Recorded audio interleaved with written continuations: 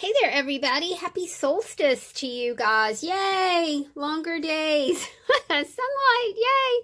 I have in my possession the scrapbook of Miss Ethel Cornly. I wanted to show this to you and tell you a bit of the story behind this book. Ethel was born in 1880, and she was born into a family of 9 children. She was the 10th. When she was 10 years old, she was sent to live at Huntoon House. Huntoon House was a fine manor, and the lord of Huntoon House was a man of wonderful character. He had met Ethel's father before, and the two had remained friends, even though they were from very different social classes. This is Ethel right here. Ethel, like I said, was 10 years old, and she went to Huntoon House. I know that that seems very young to be a domestic, but there was no other choice. She had to go somewhere. Too many mouths to feed. When she got to Huntoon House, she immediately befriended Amelia, who was Mr. Huntoon's daughter. Amelia was wheelchair bound, and she was in ill health. She had a weak body, but she had a wonderful, strong mind. And she and Ethel became fast friends. So immediately Ethel endeared herself not only to the lord of Huntoon House, but to every member of the family and every single servant. They found her a sweet and innocent girl with a very loving heart. This is Charles. Charles was born in 1881 on a trip with his father. They were horse people, and they were buying horse accessories. When he was 15, he injured his foot on that trip. And there's some documentation back here about the trip. But it affected him his whole life. Now, in 1897, Ethel is 17, Charles is 16. They meet at the Grange Hall Farmers Market. Charles is with his father. Then they meet later on at the Midsummer Festival at Kezar Lake later that year. They start communicating. They write letters back and forth. Charles lives in Vermont. Ethel lives in New Hampshire. So eventually, these two come to an understanding. They are such a handsome couple. They come to an understanding that they will eventually get married. The next portion of this story takes place about 1908. Now, I realize that's 10 years down the line, but Ethel has made it clear that Charles is her guy, and she really is in no hurry to get married. These are the letters from Charles to Ethel. We see Huntoon House right here. They start in June of 1908, and the correspondence ends August the 25th, 1908. I'll just read you the June the 25th letter. My dear Ethel, I got your letter today, and I'm going to answer it tonight, for I know you like so well to hear from me, and darling, you need not answer this if you are tired. I shall write to you again Sunday, just the same. How, dear Ethel, I know how you feel about going home this fall. You want to go, and you think we ought to save the money. Now, darling, it looks as if now that I should have a job all the fall if I stay and tend to it. But I don't want to decide. I shall be pleased whichever way you decide. I like a good time, and also I think a bank account a nice thing to have. You can decide whenever you choose. I shall see you again before September, and about our being married this fall. On my part, I want to be for my love for you is greater than for anyone else, even myself. But dear Ethel, if you think we had better wait, I shall. So for your sake, and I had rather sometime the 1st of September, then we can be together and you have an easier time of life. You don't know how glad I am that your mother is better. So Ethel's mother has fallen into ill health. You said, S-A-Y-E-D, you dream of me and was afraid I was sick. I am well and working every day. My feet get tired and sore, but I am standing and all well, and I hope this will find you in the best of spirits. I guess I shall not write any more, E-N-Y, tonight. So good night, dear Ethel, from Charles. The next letter that we see, there's a hitch in the giddy up here. It's dated July the 12th, 1908. I should point out these letters are not photocopies. They are original letters.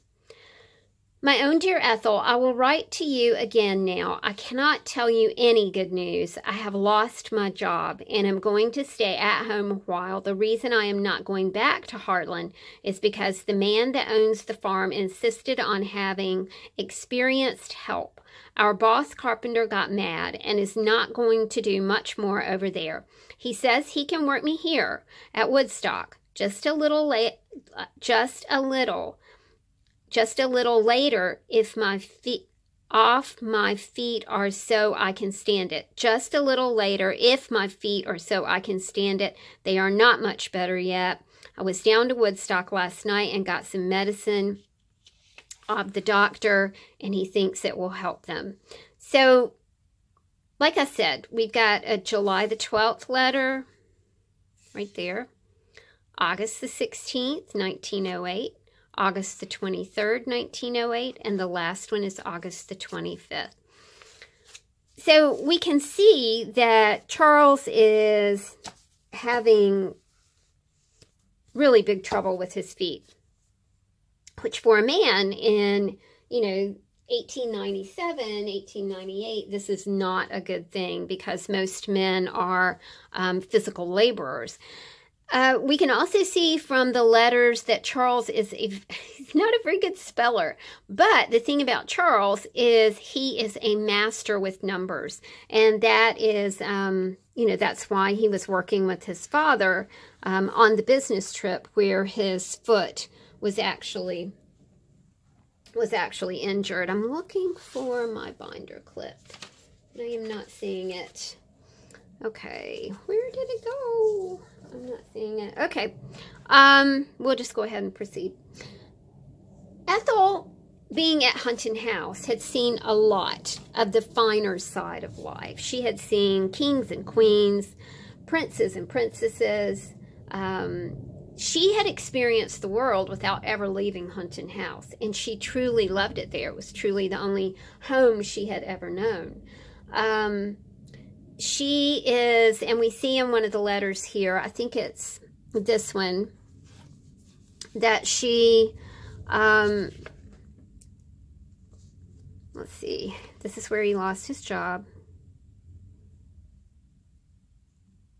Was afraid you were sick. There is one in here where she talks about, there we go, right here. Okay, Woodstock. July the 19th. Dear Ethel, I received a queer letter from you Friday.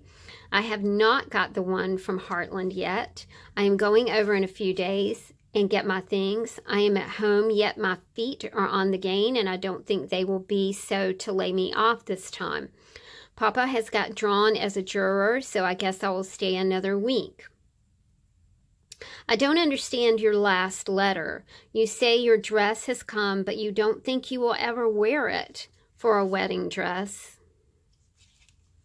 What makes you think so? Is your love for me fading away, and you think you would be happier at home with the dear ones there? If you think so, you must not ever let me marry you, for I never could be happy if you were not, darling.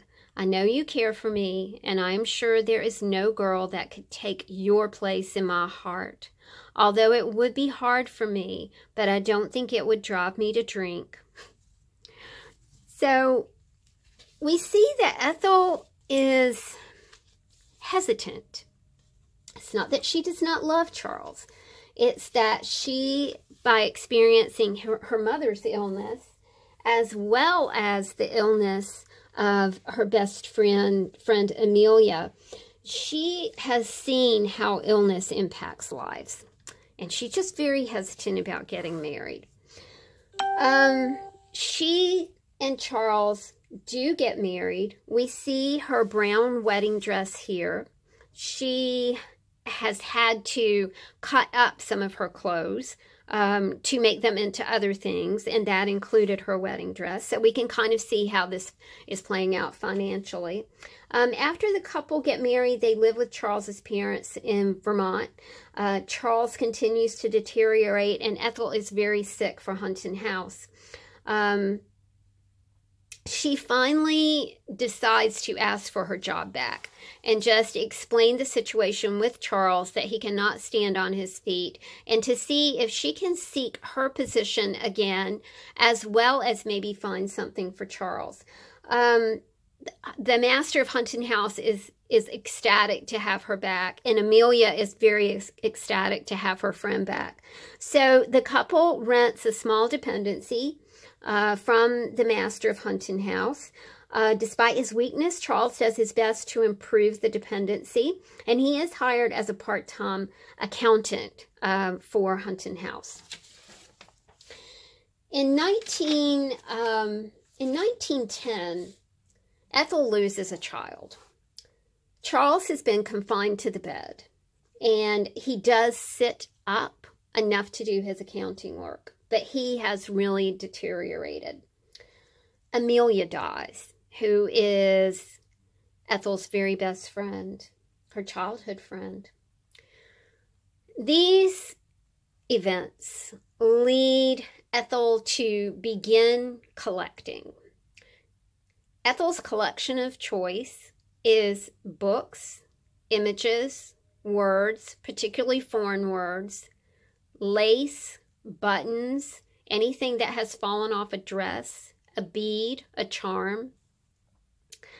So by this time, Ethel is becoming unhinged. Okay. A lot of people, when events happen like that, they become what we call now hoarders. But Ethel became a collector. So let's just kind of start with Ethel's collection. The first thing that we'll see is this beautiful piece of ribbon that was on the dress of Amelia. Amelia always was clothed absolutely beautifully.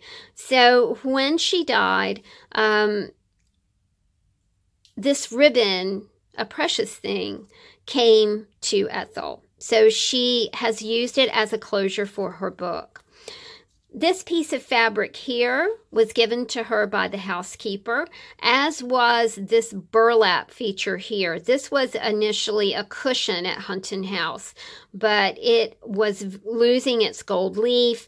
It was a little bit tattered. It was a little bit worn. The housekeeper did not feel like she could save it anymore, so she gave it to Ethel. And of course, we've talked about the brown right here was Ethel's wedding dress right here. She also kind of took some tacks and she tacked this together. Again, you know, using her gleaning and her collecting, she found some braided ribbon right here, and she's used that on the ends to make pockets for this collection journal. She's not such a clever sewer, but she does love to design things. So we can see some of the lace here. This is actually from her veil, her wedding veil. And this was another piece that someone made and gave to her. The library at Huntoon House is huge, and whenever there is a missing page from something, Ethel collects it. She collects things from the trash bins. This is an example of Charles's work, his accounting work from 1906. This is a design that Ethel drew. Like I said, she was not such an exceptional seamstress, but she could design things for other people to work upon. This is a piece that Ethel and Amelia did together. When Ethel came to Huntoon House, she could not read, and the master sent her to school, and this is one of her school spellers. She loved foreign languages, so anytime that there was a visitor from Asia or Spain or France or anywhere, she would try and glean some of their original language. The items in this book are taken from books. One is taken from Pansies by Philip Brooks in 1903. She has bookended a lot of this with a Miles Standish book that was obviously damaged, and she acquired this book even though it was damaged. They did not want it on the shelves of Huntoon House. The Miles Standish is 1901. I Remember is also in here. That's 1909. The Red Cross Nursing Manual is 1943, and the Larkin Housewife's Cookbook is 1915. So we can see that Ethel would just go through the garbage and choose things that people had thrown away. Now, to her, these were treasures. Remember, she is in a state of grief right now. She's lost her child. She's lost her best friend, Amelia. Her husband continues to deteriorate. His illness is placing a big burden on her because she has to come and see him every day at noon to bring him something to eat. And of course, at night, when, you know, young people should be out doing things, he can't go anywhere. He can't do anything. So they don't go anywhere. They don't do anything. So Ethel is living her life at Huntoon House through the people who come to visit the house. This is a piece of beadwork that has fallen off a lady's dress, and she's brought that home and tucked it in an envelope. She made her own book. This book brings her an incredible amount of pleasure. It is her respite. It is her solace during this time of grieving. This is from a lady who came to visit from India. This is a sari ribbon. Now, people who have come to Huntoon House for years have seen Ethel grow up. So they know of her heartache. They know what a sweet soul she is. So they start giving her things. They'll just leave things that they know that she would like out in plain sight. And Ethel takes them home and puts them in her book. A lot of travel brochures because she knows she will never travel. This is a letter dated 1889. Beautiful handwriting here. A little bit of sheet music. Sheet music had a way of disappearing from the piano. Miss Ethel loved it.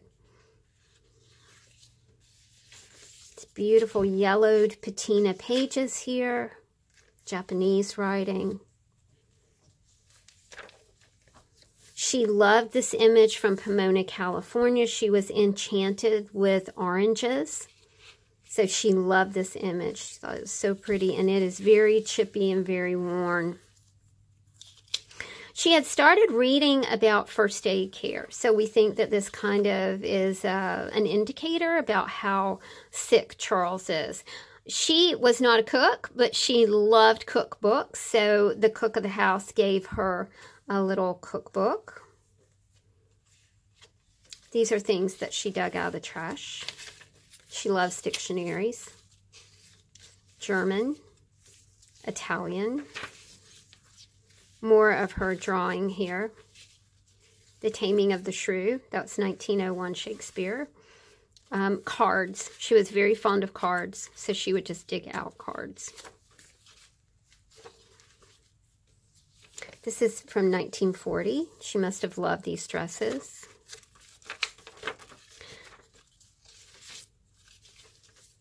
Charles finally leaves the world about 5 years after Amelia does. And Ethel continues her collecting. She loves to collect. She loves the people who come to Huntoon House. She's so interested in their stories. She loves to collect the envelopes and stamps. Now, like I said, everybody knows she's doing this. So they leave her little Circes, little, just little presents all around. And they know that she collects them and puts them in her book. This is when Charles was getting very sick and all he could eat was soups. She would ask the cook if the cook would make him a bowl of soup so she could take it to him at noon. How to give food and medicine to a patient. Poetry. She loved poetry. Captain, my Captain, Walt Whitman. This is from a book called Pansies.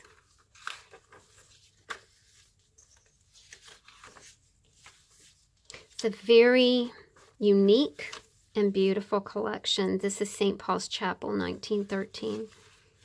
This is a brochure.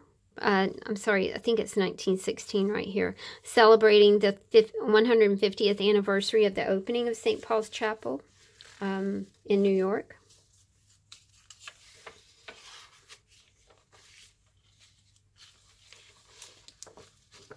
Here we have more of the stamps that Ethel loved to collect. This is a photo she drew of Amelia. She did not finish it, but we can see a budding artist there if she just had time to be an artist and didn't have to be so concerned about Charles and about them making a living. This was painted by Aunt Jenny, and she gleaned this from a trash can. This is the receipt from where we think that Charles had his accident with his foot, 1596. We can see the horse accessories that was purchased. She loved this menu. She loved the handwriting. Charles was from Vermont, so this is the Montpelier School Report. And she also loved autographs. This is Isabel Heinemann Fisk, December 25th, 1921. So there we have it, my friends.